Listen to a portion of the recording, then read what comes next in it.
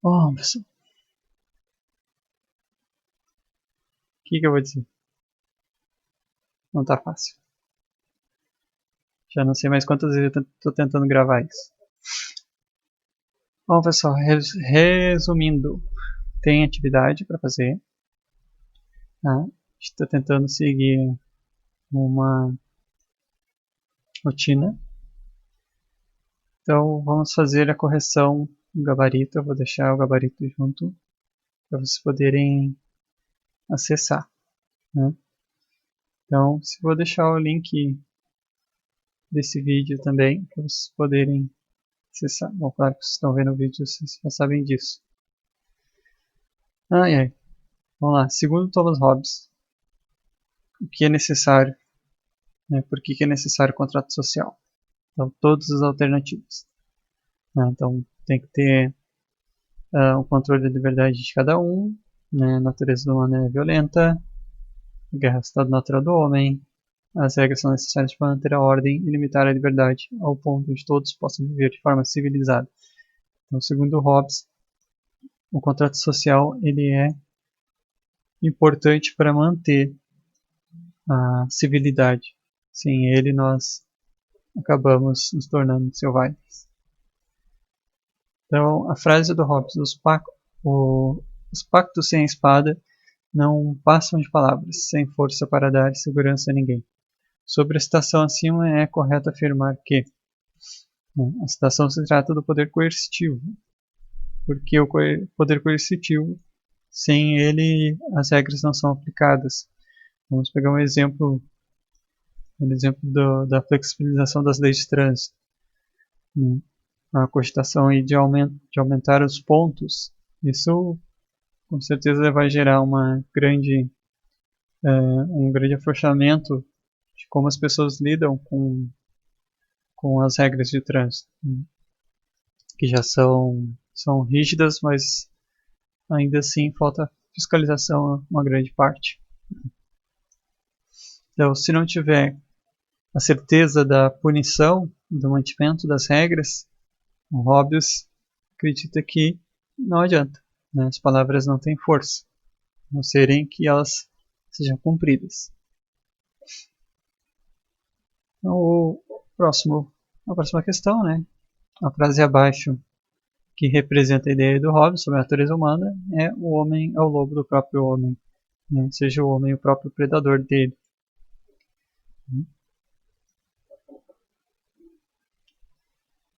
Aí que já temos uma frase do Jean-Jacques Rousseau, né? O homem nasce livre e em toda parte se encontra acorrentado. Então, todos os seres humanos nascem bons, mas a sociedade o impõe comportamentos distantes de sua natureza livre e boa. Então, Rousseau já tem uma ideia contrária do Thomas Hobbes. Ele é um crítico do Thomas Hobbes. Ele acha que a natureza humana ela é boa e a sociedade em si, através de seus vícios, seus problemas, que torna o homem corrupto, né? Ou seja, ele que estraga a sociedade. Então, vamos para a próxima pergunta, né? Que é a citação do nosso querido Jean-Jacques Rousseau, né?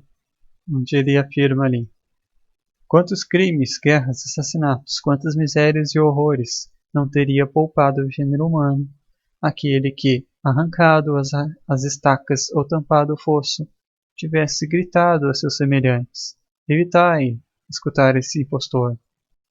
Estareis perdidos se esquecerdes que os frutos são de todos e que a terra não é de ninguém. Jean-Jacques Rousseau. Então, Rousseau aqui está fazendo uma crítica, né, à propriedade privada.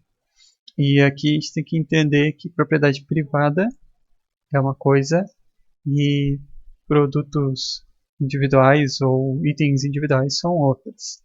Então, segundo Rousseau, a propriedade privada separa as pessoas, impõe controle sobre a terra e seus frutos, e esse controle provoca conflitos.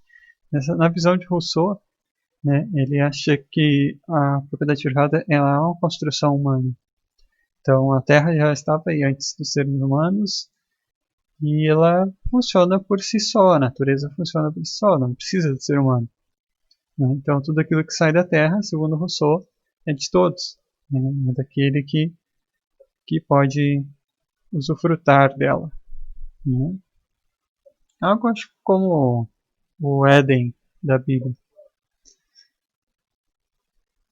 Próxima pergunta. O que é a primeira revolução para Rousseau? O que foi a primeira revolução? Foi a criação das primeiras ferramentas e construções. Né? Ou seja, aqueles que tinham as ferramentas conseguiam fazer outras coisas, como uma casa, né, uma barraca, uma cerca, uma enxada, e assim produzir na Terra.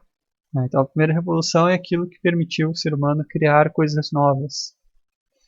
As primeiras ferramentas e construções. E aí já começou a formalização da sociedade, ou seja, a separação da sociedade também. Seguindo com Rousseau, quando a produção passou a ser o foco de conflito, segundo Rousseau. Então, segundo ele, ela passa a ser foco de conflito, né, aqui. Quando a produção passou a sustentar a produção de outras atividades, como a metalurgia. E aí sim, né? Tipo, porque para sustentar outra coisa, como a metalurgia, tu precisa de mais alimento, tu precisa de gente para tirar o metal da natureza, tu precisa de gente para purificar esse metal, trabalhar ele, criar as barras, os lingotes de ferro, por exemplo, depois trabalhar esse lingote, criar uma ferramenta, né? Vão criar especialistas em utilizar essas ferramentas, né? Vão criar uma rede de comércio dessas ferramentas, e aí já se começa um ciclo de controle de produção dentro da linha da sociedade segundo Rousseau, né? Que realmente acontece. Né?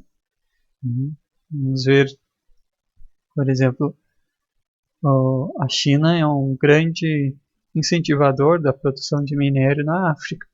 Né? A China é um dos maiores investidores de minérios na África.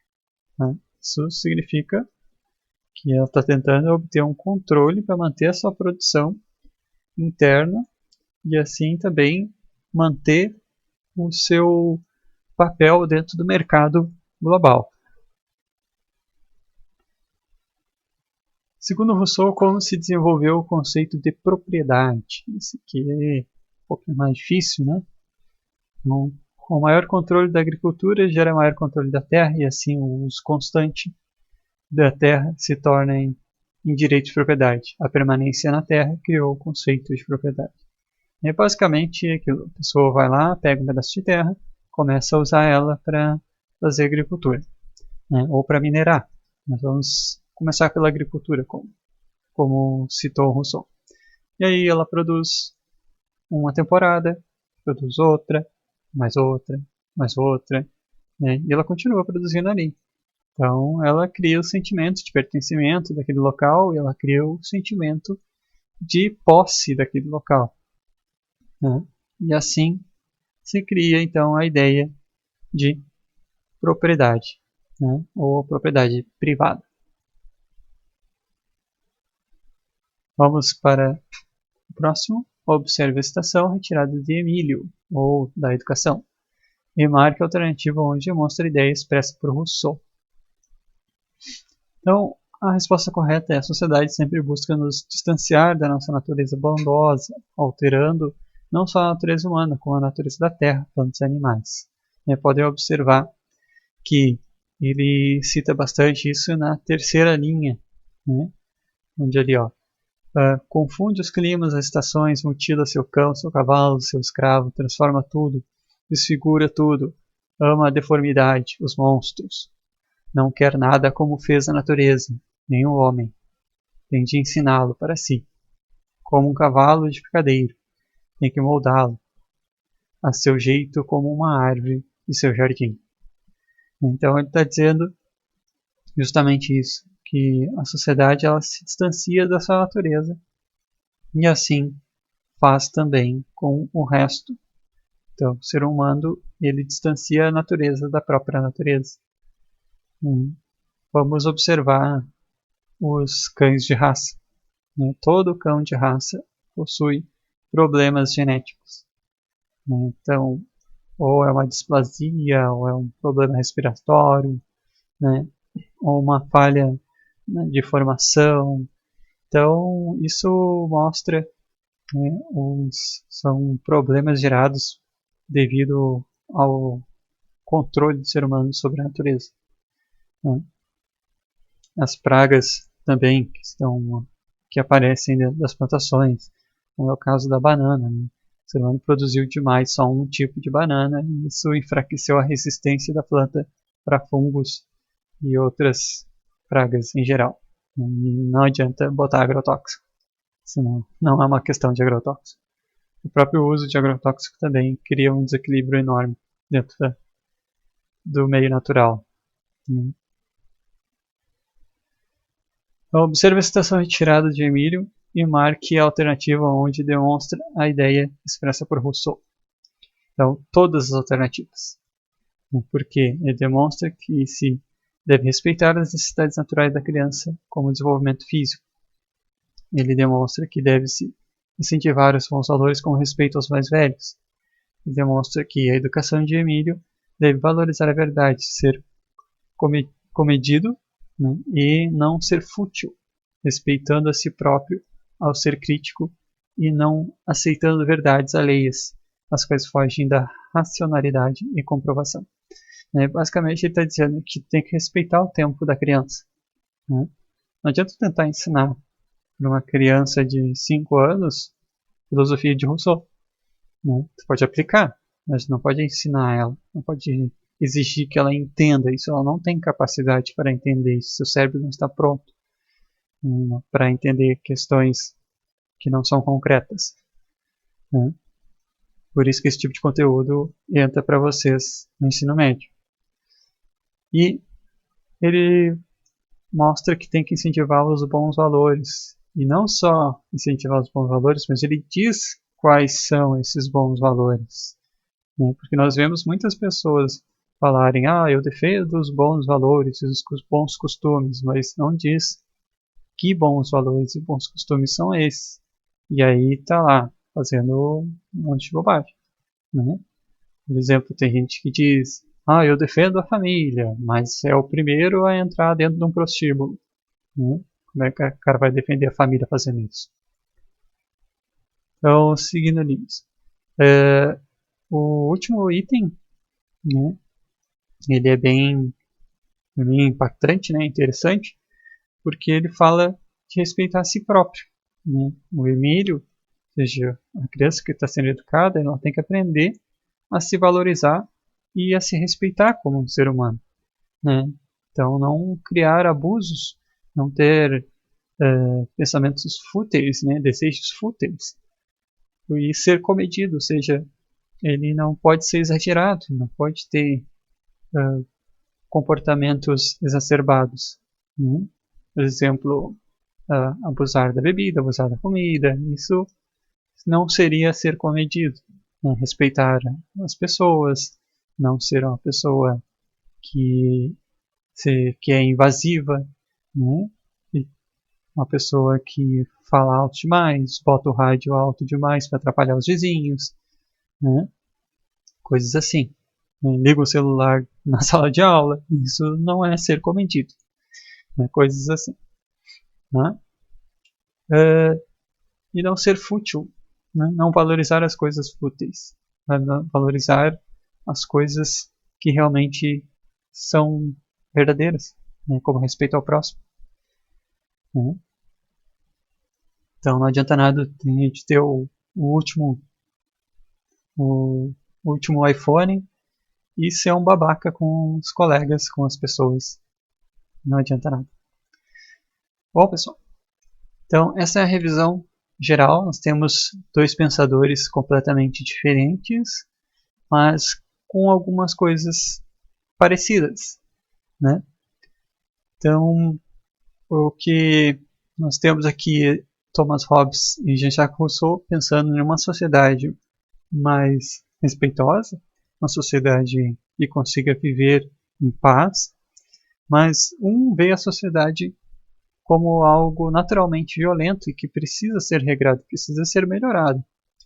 O outro vê que é a sociedade que torna o ser humano violento, né? E que a natureza humana não é violenta, mas ela nasce boa e vai sendo corrompida com o tempo, né? E que também precisa ser melhorado para que se aproxime dessa natureza bondosa, né? Então, o Thomas Hobbes ele vê uma sociedade que tem que ser melhorada para chegar a um ponto civilizatório, e o Jean-Jacques Rousseau vê que a civilização atual ela se afastou e por isso ela é violenta. Então, ela se afastou da sua natureza e ela é violenta, mas precisa ser educada e precisa que tenhamos uma valorização dessa natureza, um incentivo a guardar essa natureza.